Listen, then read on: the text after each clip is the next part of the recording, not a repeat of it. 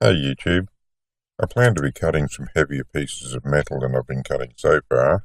My experience is that this heavier metal wears out chop saw discs really quickly, so it's my intention to use the power hacksaw for this.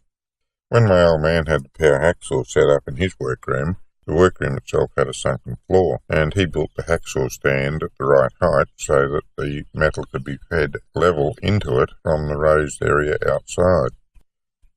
I don't have that luxury, if you can call it that, because it was a bit of a pain. So I'm going to build some stands to support the metal. I'll make them adjustable so I can get the height right.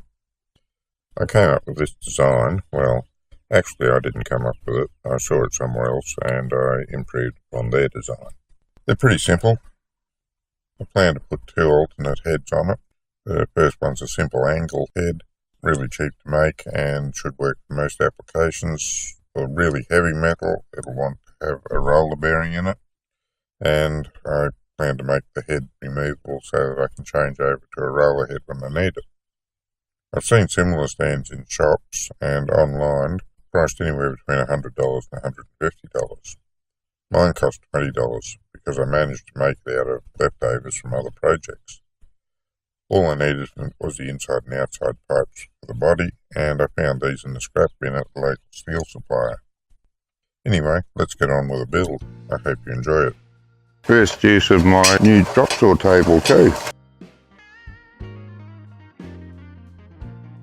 Yeah, about that much should do.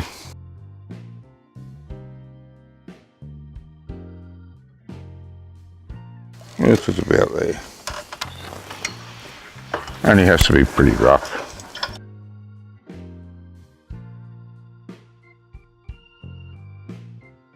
Okay, that's those two.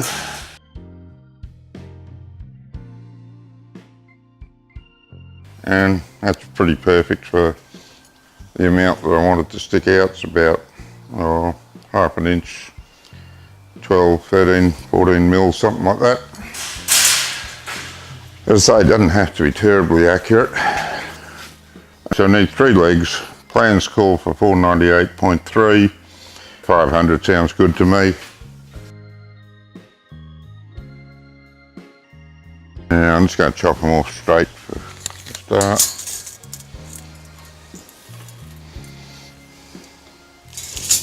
start. And the size only has to be approximate. I did say 500, so we want to leave that line on.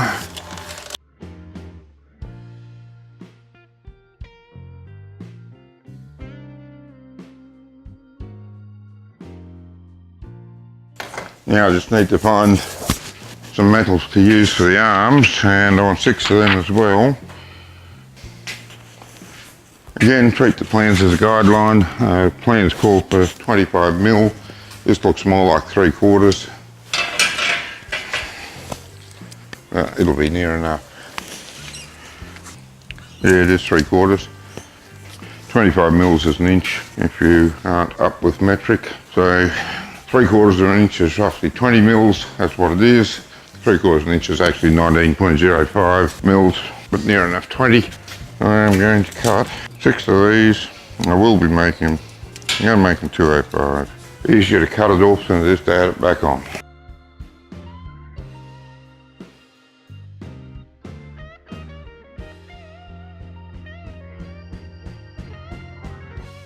Six of them.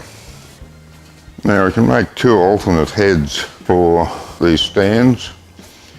One is just a simple angle iron head, and the other has some bearings in it and a roller to make it easier to move the heavier stuff on. And I've got some damaged angle here, but I'll just be able to cut 100 mil off this end of him.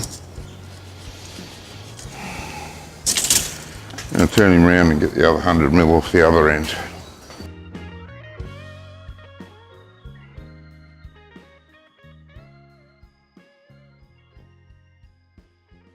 I can set up and cut the angles that I need on these legs.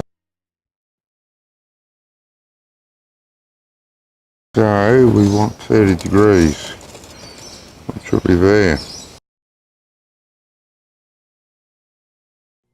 Okay, so I want 30 degrees on one end of all these.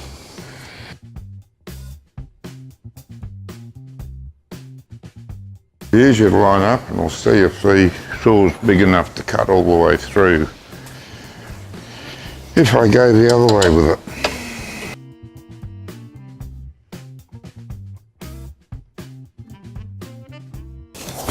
Safety glass is back on, see how that goes.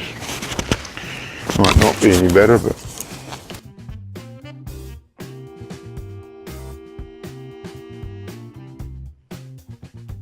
to weld these in the centre, I want one end cut into a V at 120 degrees in the 120 degrees in the V. To do that, I need to mark a centre. And I could eyeball the centre, but it doesn't take much to put a little mark there. Okay, let's get to cutting these. Nothing off the length, just a V cut in the end. It's going to make it a bit awkward. Woo! And it's warm, of course.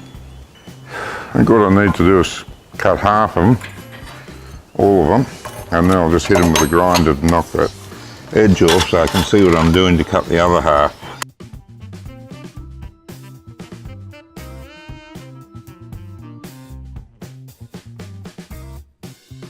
Okay, first time I've used this stand, and I've already thought of one improvement I can make, and that is to put a plug, multi-outlet plug on one of the legs, so that all I need to do is to plug into that, and then I can run this little grinder as well as the chop saw and anything else I might need while I'm using the chop saw.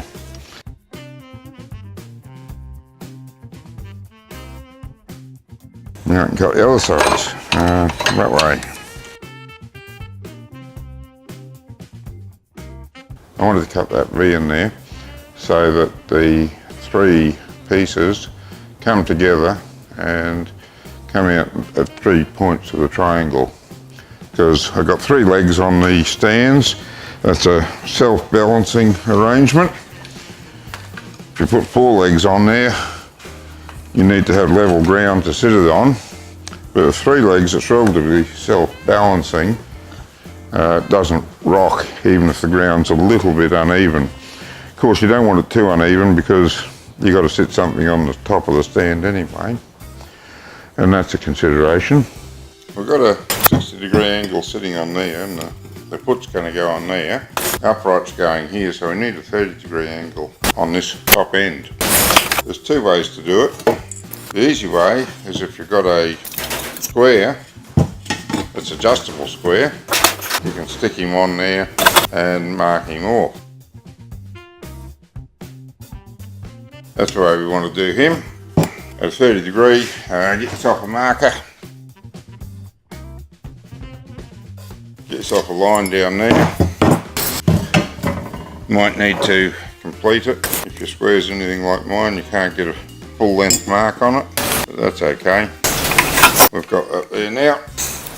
But if you don't have the luxury of an adjustable square, the other thing you can do, you've got a big square or anything large that is square, and set your leg down there flat on the angle so that it's sitting up there and there's a 60-degree angle to the table.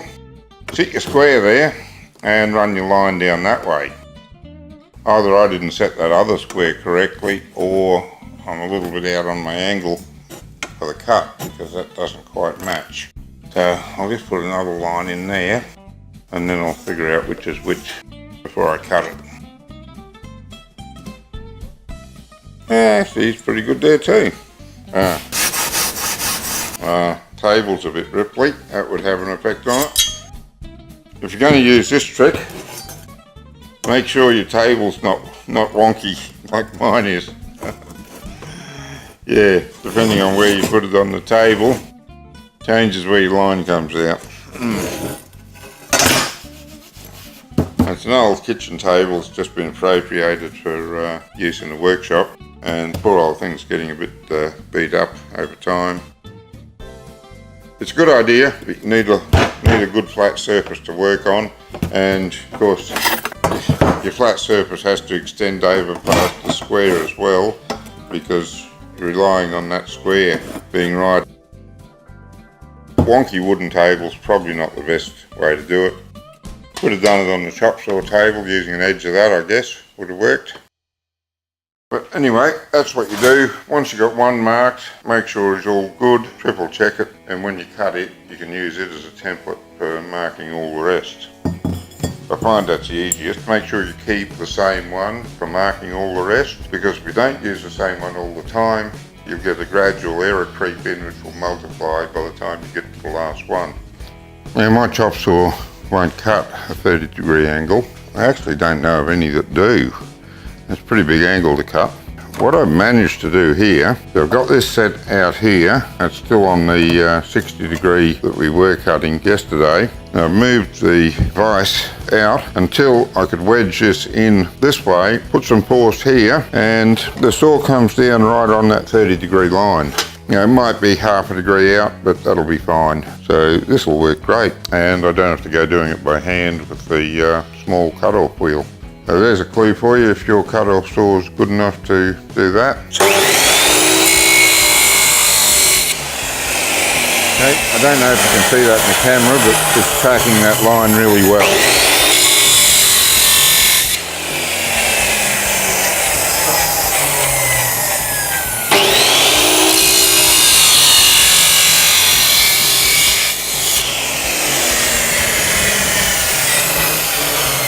Okay, cut off beautifully, and that's the way they're going to sit, like that. Need to scallop that a little bit. I'll have to use a small grinder for that, or a bench grinder perhaps.